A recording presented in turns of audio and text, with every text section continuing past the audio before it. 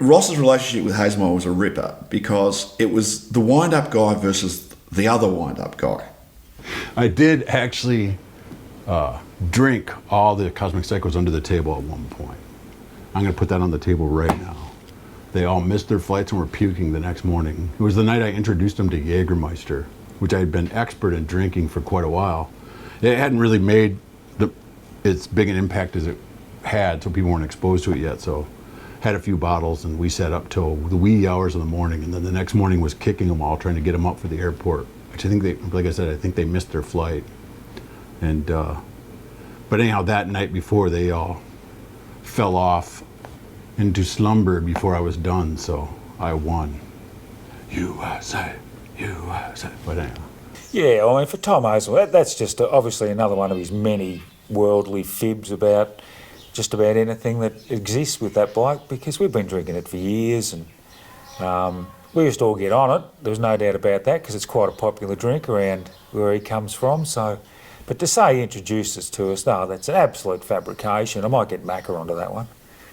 Always talking about his marine training and marine training this, marine training that. And we were always winding Hazelmeyer up about, losing the Vietnam War. That's kind of something you can wind up an ex-American serviceman about, about, not about anything in particular, but just about, you guys lost the war. We tried to help you out, but, in the end, you guys lost the war. It was after a gig in Minneapolis.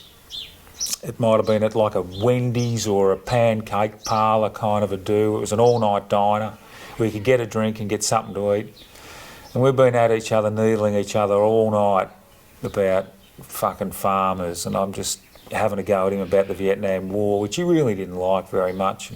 See, I don't know, I always just chalked that up to, that's one of the ones that Australia was kind of in on it with us, which might explain why it went wrong.